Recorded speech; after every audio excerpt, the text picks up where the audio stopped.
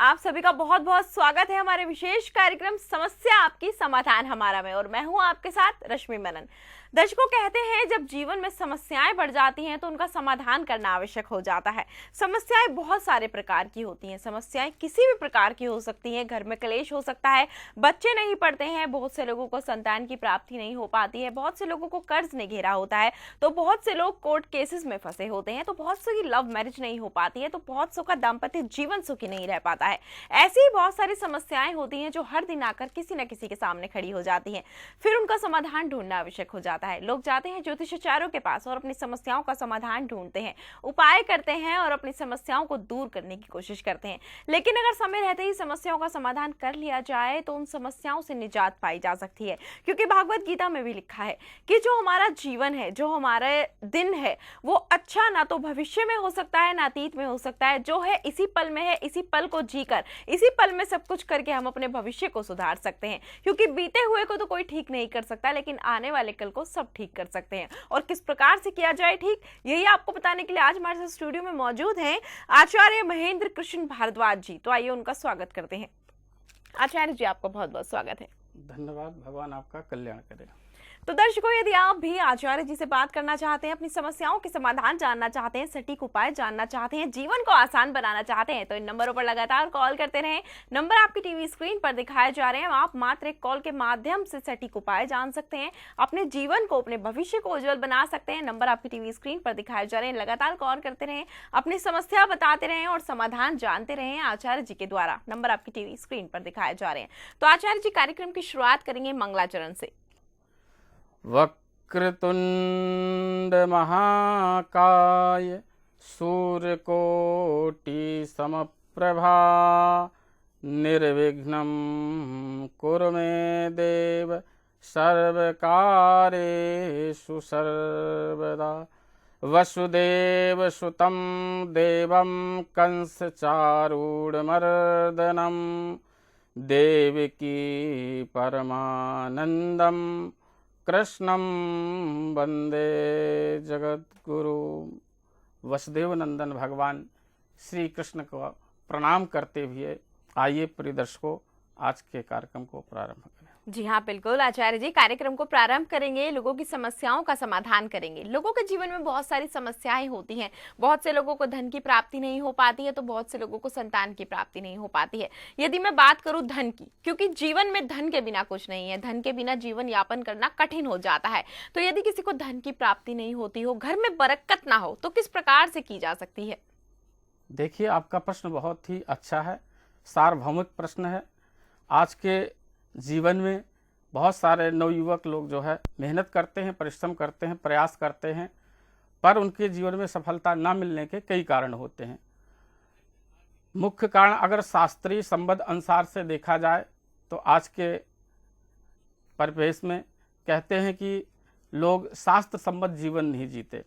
लोगों के रहन सहन, खान पान, आचार विचारों में परिवर्तनों की वजह से बहुत सारे ग्रह प्रभावित हो जाते हैं। लोग समय से जैसे सोते नहीं हैं, समय से जगते नहीं हैं और अपने धर्म के बारे में ज़्यादा जानकारी नहीं रखते हैं। कहते हैं धर्मो रक्षति रक्षितः। हर व्यक्ति को अपने धर्म की रक्षा करना चाहिए और शास्त्रों के बताए हुए अनुसार ही व्यक्ति को जीवन जीना चाहिए। लेकिन आज के ज़माने में लोगों के अंदर शास्त्र से संबंधित जानकारियाँ कम हो गई। शास्त्रों से लोग दूरी बनाने लगे। शास्त्र हमारा कहता है अपने जीवन में यदि सुख सुविधाएं आपको चाहिए तो शास्त्रों के बताए हुए रास्तों के अनुसार ही हमें अपना जीवन जीना चाहिए।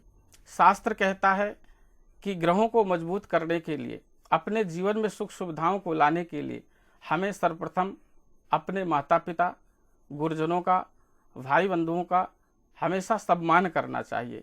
सम्मान करने से व्यक्ति के ग्रह प्रबल होते हैं, ग्रह योग अच्छे बनते हैं।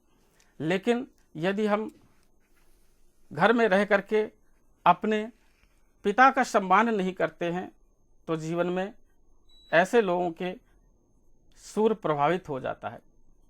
अगर कोई बालक अपनी माता का सम्मान नहीं करता है, माता को दुखित करता है, ऐसे व्यक्ति के जीवन में कुंडली में उनके ग्रह चंद्रमा कमजोर हो जाते हैं। जो व्यक्ति अपनी मौसी, बहन इत्यादि का सम्मान नहीं करते हैं, ऐसे व्यक्तियों का जन्म कुंडली के अंदर बुध ग्रह प्रभावित हो जाता है। अगर अपने जीवन में ग्रहों को अपने अनुकूल बनाना है तो सबसे पहले जीवन में सरलता, सहजता, मान सम्मान और प्रणाम करना सीखें। कहते हैं प्रणाम करने से आयुर्विद्या यशोबलम इनकी बढ़ोतरी होती है। आयु व्यक्ति को प्राप्त हो जाए पूर्ण, विद्या की प्राप्ति हो जाए, यश और बल की प्राप्ति हो जाए तो धन अपने आप व्यक्ति को प्राप्त हो जाता है। तो कुंडली के अनुसार यदि देखा जाए तो कुंडली में सर्वप्रथम हमें कुंडली के धन भाव का, व्यापार भाव का और हमारे भाग्येश के जो स्वामी हैं और जो धनेश के स्वामी हैं, इनका बहुत अच्छी तरह से निरीक्षण परीक्षण करना चाहिए। यदि धन भाव का हमारा ग्रह कोई कमजोर है, पाप राशि में बैठा हुआ है या क्रूर ग्रहों के द्वारा दृष्टि का योग बन रहा है तो वहां धन में प्रॉब्लम आती है। जी हाँ आचार्य जी, आपने एकदम सही कहा कि ग्रहों की चाल सीधी करना आवश्यक हो जाता है। यदि ग्रहों की चाल उल्टी हो जाए तो जीवन में सब कुछ बर्बाद हो जाता है। उनका उपाय करना आवश्यक हो जाता है। कैसे उनका उपाय किया जाए, कैसे ग्रहों की चाल को सीधा किया जाए, ये मैं आपसे जानूंगी। फिलहाल एक कॉलर जुड़ गए हैं, चलिए पहले उनसे बात कर लेते हैं। स्वागत है आपका कार्यक्रम में, नाम बताएं अपना। हाँ, जय माता दी गुरुजी, मेरा नाम समीर है। जी समीर जी, किसके बारे में जानना चाहते हैं? हाँ गुरुजी, मैं अपना कारोबार करता हूँ, उसमें मुझे कामयाबी नहीं मिल पाती। जी, आप अपनी डिटेल्स बता दें, जन्म की तारीख बताएं। हाँ, 4/3/1990। 4/3/1990। जन्म का समय बता दें। हाँ, 5:20 मॉर्निंग के समय। मॉर्निंग के 5:20। जन्म स्थान बता दें अपना। हाँ, पटना, बिहार। जी हाँ बिल्कुल, अभी आपकी समस्या का समाधान किया जाएगा। आचार्य जी आपको सुन पा रहे हैं। तो आचार्य जी, इनके कारोबार में बरकत नहीं है। देखिए, आपकी कुंडली कर्क लग्न की है। आपकी कुंडली में धन भाव में 3 ग्रह बैठे हुए हैं, सूर्य, चंद्रमा और राहु की युति है। लग्न भाव में आपके 4 ग्रह बैठे हुए हैं, सूर्य, गुरु, बुध और शुक्र। अष्टम भाव में आपके कुंडली में केतु और एकादश भाव में मंगल ग्रह है। आपके ग्रह गुरु ग्रह आपका स्वराशि का है, बहुत अच्छा है, लेकिन द्वितीय भाव धन भाव में आपके ग्रहण योग बन रहा है। आपका धनेश सूर्य जो है कुंडली के लग्न भाव में है, पर साथ में शुक्र की युति होने की वजह से नाना प्रकार के धन कार्य व्यापार में आपको दिक्कतें आ रही हैं, जिसकी वजह से आपकी कुंडली में जो ग्रहण योग बन रहा है, सर्वप्रथम आपको ग्रहण योग का निवारण उपाय करना पड़ेगा। चंद्रमा से संबंधित आपको उपाय करने पड़ेंगे।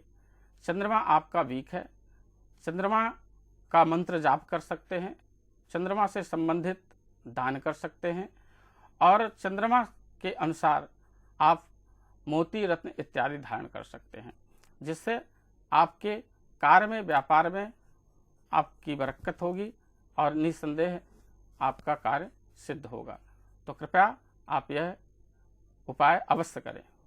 जी हाँ बिल्कुल, उम्मीद करती हूँ जो जानकारी आप प्राप्त करना चाहते थे वो आपको आचार्य जी के द्वारा प्राप्त हो चुकी है। यदि उसके बावजूद भी कोई शंका, कोई जिज्ञासा या कोई सवाल आपके मन में बना हुआ है या फिर कोई ऐसा सवाल जो आप सार्वजनिक तौर पर नहीं पूछ पा रहे हैं, व्यक्तिगत रूप से पूछना चाहते हैं, तो कार्यक्रम के बाद भी कॉल कर सकते हैं।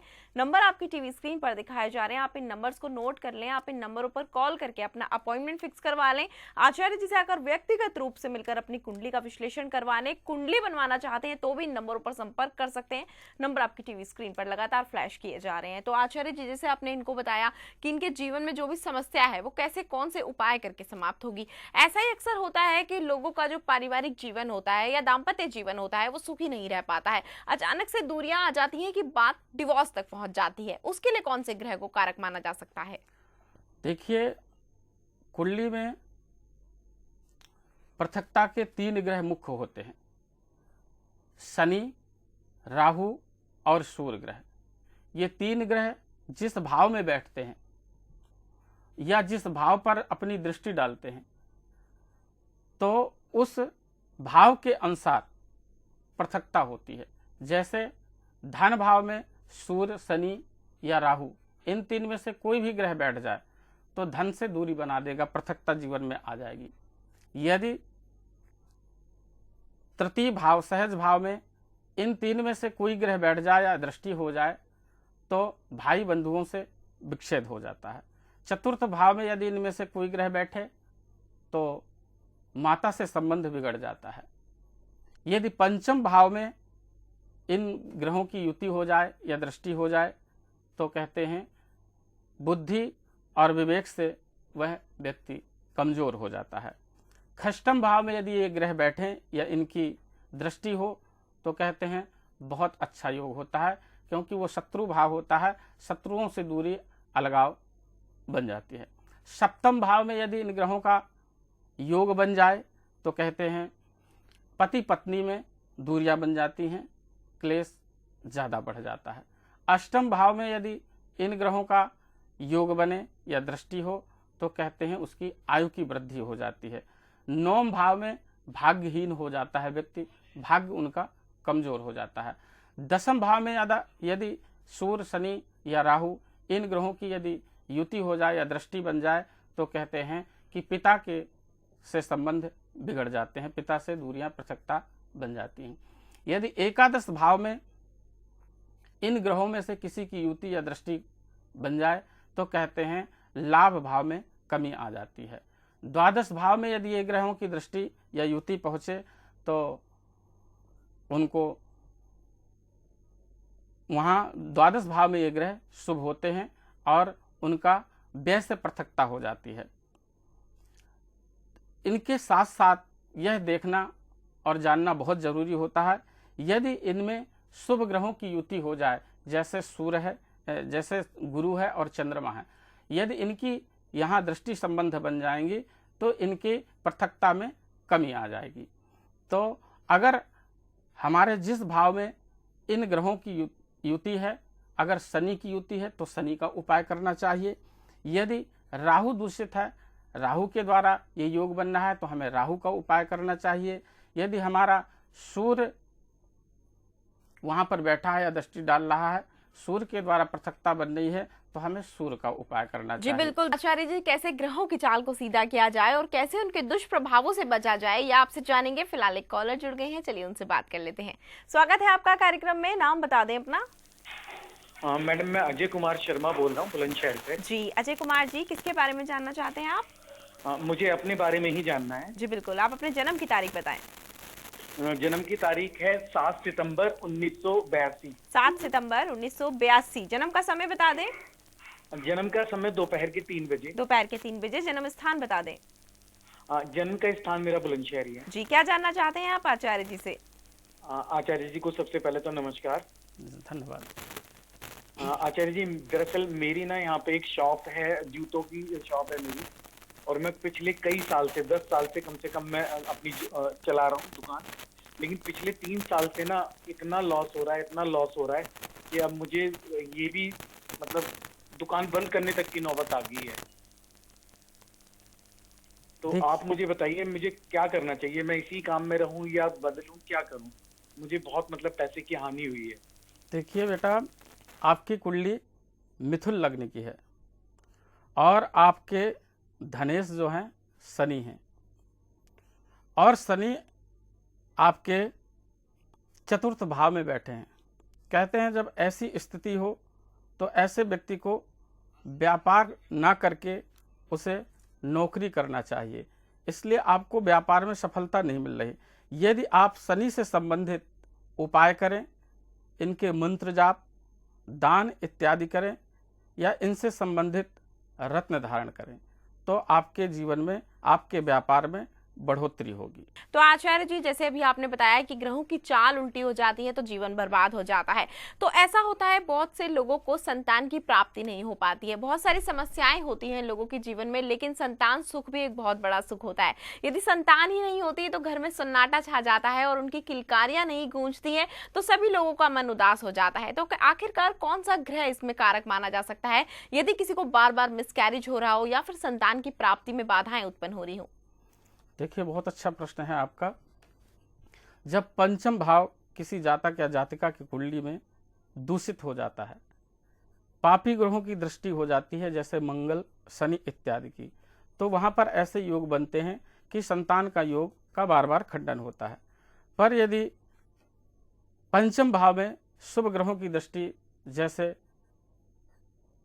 गुरु है, चंद्रमा है, बुध है, इन ग्रहों की यदि दृष्टि पड़ जाए तो व्यक्ति के जीवन में सफलताएं प्राप्त होती है, उनको संतान की प्राप्ति होती है। अगर ये ग्रह खराब हैं, जैसे राहु और केतु और शनि, इनकी दृष्टि अगर इन पर पड़ रही है तो इनके लिए व्यक्ति को उपाय करना चाहिए, समाधान करना चाहिए। और सबसे बढ़िया उपाय और दान के अलावा यदि गोपाल सहस्त्र इत्यादि के पूजा मंत्र जाप करवाए जाएं या दूध की खीर बना करके प्रत्येक सोमवार को किसी ब्राह्मण को दान किया जाए या किसी गरीब व्यक्ति को, तो उनके जीवन में बहुत जल्दी संतान के योग बन जाते हैं। जी हाँ, बिल्कुल आचार्य जी, ये तो हुई संतान प्राप्ति की बात, लेकिन अक्सर ऐसा होता है कि संतान प्राप्ति होने के बाद यदि संतान का सुख नहीं मिल पाता, संतान से सुख नहीं मिल पाता, तो ये भी बहुत बड़ी परेशानी बन जाती है। बहुत से बच्चे ऐसे होते हैं पढ़ाई में ध्यान नहीं लगाते हैं, बहुत से ऐसे होते हैं अपने मार्ग से भटक जाते हैं, बहुत से ऐसे होते हैं माता पिता का मान सम्मान नहीं करते हैं। तो ऐसे बच्चों के लिए क्या किया जाए कि उनका मार्गदर्शन जो है वो नहीं भटके, वो सही मार्ग पर आ जाए और माता पिता का मान सम्मान करने लगे? देखिए, पंचम भाव में जब ग्रह दूषित हो जाता है किसी बालक की कुंडली में, तो वह बालक बुद्धि से कुछ कमजोर हो जाता है, जिसकी वजह से माता पिता का यह धर्म बनता है कि बच्चे को शुभ संस्कार दें, लाड़ प्यार करें, दुलार करें, उसकी परेशानियों का वो कारण जाने। कहते हैं जब चतुर्थ भाव किसी व्यक्ति का दूषित होता है तो माता से अलगाव होने लगता है, माता से वह बालक दूर होने लगता है, माता की बात वो नहीं मानता है। दसम भाव में यदि कोई ग्रह, क्रूर ग्रह आ जाता है, पापी ग्रह आ जाता है, जैसे सूर्य या शनि ग्रह आ गए और बैठ गए, तो पिता से दूरियां उस बालक की बनने लगती हैं। इसलिए माता पिता उनको अच्छी शिक्षा के लिए उनसे बैठ करके समय दें, उनके बारे में पूछें क्या समस्या है, और अच्छे ज्योतिषाचार्य के द्वारा उसकी कुंडली का निरीक्षण या परीक्षण करवाएं तो समस्याओं का समाधान। जी हाँ, बिल्कुल सही कहा आपने आचार्य जी, क्योंकि कुंडली जन्म के समय बनाई ही इसलिए जाती है ताकि उसके द्वारा उसका विश्लेषण करवा के अपने भविष्य में आने वाली कठिनाइयों के बारे में जानकर समय रहते उनका उपाय करके अपने जीवन को आसान बनाया जाए। और भी जानकारी आपसे लेंगे, इस विषय को लगातार ऐसे ही चर्चा में जारी रखेंगे। फिलहाल एक कॉलर जुड़ गए हैं, चलिए उनसे बात कर लेते हैं। स्वागत है आपका कार्यक्रम में, नाम बता दें अपना। हेलो गुरुजी, नमस्कार, मैं अरविंद बोल रहा हूँ। नमस्कार अरविंद जी, किसके बारे में जानना चाहते हैं आप? गुरुजी, मैं अपने बारे में जानना चाहता हूँ। मैंने किसी को पैसे दिए हुए हैं जी, और वो अभी दे नहीं रहा है, देने में आनाकानी कर रहा है, जिसको दिए थे 6 जी। महीने पहले। अरविंद और वो जी, देने में आनाकानी कर रहा है। क्या वो पैसे मेरे मिल पाएंगे? जी बिल्कुल अरविंद जी, आपकी समस्या का समाधान किया जाएगा, लेकिन आप अपनी डिटेल्स हमें बताएं। जन्म की तारीख बताएं। जन्म की तारीख है 1 सितंबर 1 सितंबर 1986। 1986। जन्म का समय और स्थान बता दें। जन्म स्थान है दिल्ली। दिल्ली। जन्म का समय बताएं। 3:30। 3:30। ये दिन के दोपहर के। हैं, दोपहर के 3:30। बिल्कुल निश्चिंत हो जाएं, अवश्य आपकी समस्या का समाधान किया जाएगा अरविंद जी। तो आचार्य जी, इन्होंने किसी को कर्जा दिया हुआ है और वो पैसे इनको वापस नहीं मिल पा रहे हैं। देखिए, आपकी कुंडली कन्या लग्न की कुंडली है। आपके द्वितीय भाव में, धन भाव में राहु और चंद्रमा की युति बन रही है। नीच का आपका सप्तम भाव में मंगल बैठा हुआ है, जिसकी वजह से आप यदि किसी को भी धन देते हैं तो दिया हुआ धन जल्दी वापस नहीं आता है। देखिए, चंद्रमा और राहु आपका के दूषित हैं, जिसकी वजह से आपका दिया हुआ धन प्राप्त होने में आपको दिक्कत हो रही है। तो चंद्रमा का और आप मंगल का उपाय करें। चंद्रमा के लिए एक वस्त्र में चावल और चीनी और दूध का उसमें छींटा लगा करके 11 दिन तक भगवान भोलेनाथ के ऊपर अर्पण करें। मंगल के लिए आप एक मिट्टी के बर्तन में शहद भर करके ले जाएं, उसका ऊपर से ढक्कन बंद कर दें और किसी वीरान सुनसान जगह में जा कर के उसको दबा दें, तो आपका निश्चित ही कार्य यह सिद्ध हो जाएगा। और बेटा, कोई जीवन में परेशानी समस्या हो तो कृपा करके आप हमसे प्रश्न कर सकते हैं। जी हाँ, बिल्कुल। जैसे कि आपको आचार्य जी ने बताया कि ये उपाय तो आप करें, आपकी ये समस्या तो समाप्त हो ही जाएगी। यदि इसके अलावा भी आपके जीवन में कोई समस्या है जिसका समाधान आप जानना चाहते हैं, उस समस्या से निजात पाना चाहते हैं, तो आप इन नंबर पर कार्यक्रम के बाद भी कॉल कर सकते हैं, आचार्य जी से संपर्क कर सकते हैं, अपनी समस्याओं के समाधान जान सकते हैं मात्रिक कॉल के माध्यम से। और खासकर सभी जातकों को एक बात और मैं बता दूं कि आप अपने जीवन के बारे में मात्रिक कॉल के माध्यम से संपूर्ण जानकारी नहीं ले सकते हैं, क्योंकि समय का अभाव होता है, बाकी कॉलर्स भी लाइन में होते हैं। यदि आप चाहते हैं आपको विस्तार पूर्वक जानकारियां दी जाएं, आपके जीवन में आपको बताया जाए, तो आप जरूर कार्यक्रम के बाद इन नंबरों पर संपर्क करके अपना अपॉइंटमेंट फिक्स करवा लें और आचार्य जी से आकर व्यक्तिगत रूप से मिलकर कुंडली का विश्लेषण करवाकर संपूर्ण रूप से जानकारियां प्राप्त कर लें। यदि आप उपाय करवाना चाहते हैं, विधियां जानना चाहते हैं, हवन करवाना चाहते हैं या फिर और भी जानकारियां प्राप्त करना चाहते हैं, तो इन नंबरों को नोट कर लें और कार्यक्रम के बाद भी इन पर संपर्क करते रहें। नंबर आपकी टीवी स्क्रीन पर दिखाए जा रहे हैं। तो आचार्य जी, जैसे ग्रहों की चाल के बारे में आप बता रहे हैं कि सभी ग्रहों के कारण जीवन में तनाव आ जाता है, ग्रह क्लेश रहने लगता है, तो यदि किसी के घर में लगातार क्लेश बना हो, सब लोग डिप्रेशन में रहते हो, अशांति सी फैल गई हो, तो आखिरकार कौन सा ग्रह इसके लिए कारक माना जा सकता है? देखिए, इसके कारक ग्रह बृहस्पति और चंद्रमा होते हैं। जब बृहस्पति व्यक्ति का खराब हो जाता है तो ऐसा व्यक्ति तो स्वयं अपने आप इन समस्याओं को बना लेता है। ऐसा व्यक्ति जो होता है, गुरु के दूषित होने की वजह से दिखावे की ज़िंदगी वो ज़्यादा जीते हैं। अगर दिखावे की ज़िंदगी जीते हैं, अगर उनके घर में कोई व्यक्ति आ जाता है तो बड़ा ही मान सम्मान आदर करते हैं।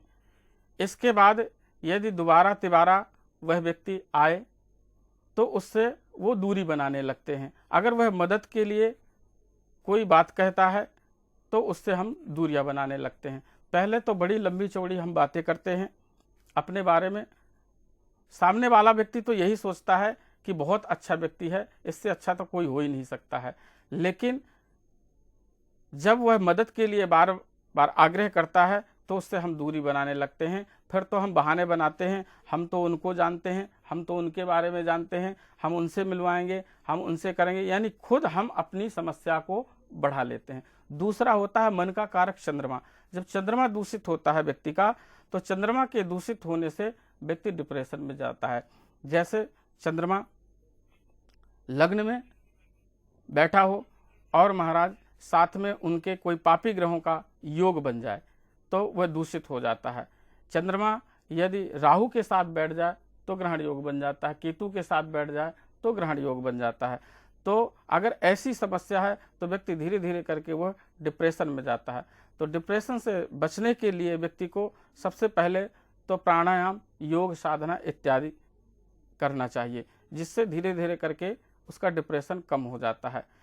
कम से कम 24 घंटे में वो 15-20 मिनट तक एकांत ऐसी जगह में शांत वातावरण में जाकर के बैठे और ध्यान लगाए। ध्यान भगवान का, किसी भी इष्ट का, गुरु का मंत्र का जाप करे, या मन नहीं लगता है उसका फिर भी तो कोई संगीत को सुने जो बड़ा मधुर और मीठा हो। इससे धीरे धीरे करके जैसे जैसे कुछ दिनों तक उपाय करेंगे तो उनके डिप्रेशन धीरे धीरे करके दूर होने लगेंगी। जी हाँ, बिल्कुल आचार्य जी, आपने एकदम सही कहा कि किस तरीके से ग्रहों को शांत करें। योग के माध्यम से भी दिमाग की शांति पाई जा सकती है ताकि जो समस्याएं हैं वो कुछ हद तक कम हो जाएं और जो बची कुची रह जाती है वो उपायों के माध्यम से समाप्त हो जाती है। आपने एकदम ठीक कहा। और भी जानकारी आपसे लूंगी। हमारी कुंडली के अंदर तमाम प्रकार के जो योग और दोष पाए जाते हैं इनके बारे में भी आपसे बात करूंगी, लेकिन एक कॉलर जुड़ गए हैं। चलिए पहले उनकी समस्या जान लेते हैं। स्वागत है आपका कार्यक्रम में। नाम बताएं अपना। जी, मेरा नाम बीना तिवारी है। जी वीना जी, किसके बारे में जानना चाहती हैं आप? मैं अपने बारे में जानना चाहती थी। अपने बारे में जानना चाहती हैं, अपनी डिटेल्स बता दें। जी, मेरा नवंबर का जन्म है, 4 नवंबर का। 4 नवंबर, ईयर बताएं। 1980 का। 4 नवंबर 1980। जन्म का समय बता दें। जी, सुबह का 7:45। सुबह के 7:45। जन्म स्थान बता दें अपना। दिल्ली का है जी हमारा। दिल्ली का है। क्या सवाल है आपका, क्या जानना चाहती हैं आचार्य जी से? आचार्य जी को पहले मैं प्रणाम करना चाहूंगी। आचार्य जी, आपसे जानना चाहती हूँ मैं, थोड़ा घर की प्रॉब्लम चल रही है, बनती नहीं है घर में, हम हमेशा ही कलेश सा रहता है, जी तो परिवार में सुख शांति रहे इसके लिए कुछ उपाय बता दीजिए। जी। आपकी वृष लग्न की कुंडली है और आपके सप्तम भाव में शुक्र प्रभावित हो रहा है। शुक्र पर दृष्टि शनि की पड़ रही है, जिसकी वजह से आपके जीवन में ये दिक्कत, ये समस्याएं आ रही हैं। तो आप शनि से संबंधित उपाय करें और बड़े बुजुर्ग का सम्मान करें। अपनी सासू माँ का जो है हमेशा आशीर्वाद लें, जिससे आपकी इस समस्या का निदान हो जाएगा। आपकी कुंडली में चंद्र मंगल की युति है, बहुत अच्छा योग है, जिसकी वजह से आपकी ये दिक्कत, ये समस्याएं जैसे ही चंद्रमा या मंगल की अंतर्दशा आएगी वहाँ से आपके इस ग्रह का प्रभाव कम हो जाएगा। आपके परिवार में, आपके जीवन में जो है शुभ और मंगलमय दाम्पत्य जीवन आपका बहुत बढ़िया हो जाएगा। बिल्कुल आचार्य जी, बहुत अच्छी जानकारी आपने हमारे दर्शकों को दी, लेकिन समय का अभाव है, घड़ी की सुई इशारा कर रही है तो हमें यहाँ रुकना पड़ेगा। लेकिन आप यहाँ आए, आपने हमारे दर्शकों का मार्गदर्शन किया, उनको सटीक उपाय बताए, उसके लिए आपका बहुत बहुत धन्यवाद। धन्यवाद।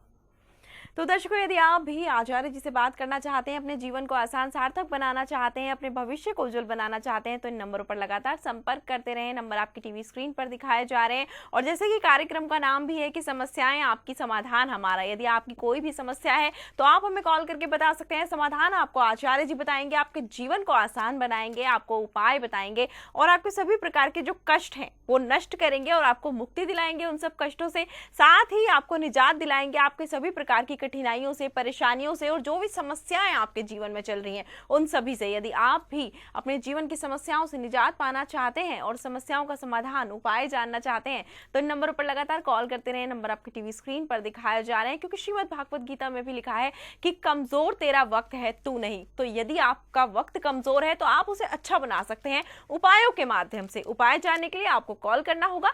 नंबर आपकी टीवी स्क्रीन पर दिखाए जा रहे हैं। फिलहाल आपसे चाहूंगी आज्ञा, आपसे फिर मुलाकात होगी अगले एपिसोड में एक नए विषय के साथ। तब तक के लिए मुझे भी दीजिए आज्ञा। नमस्कार।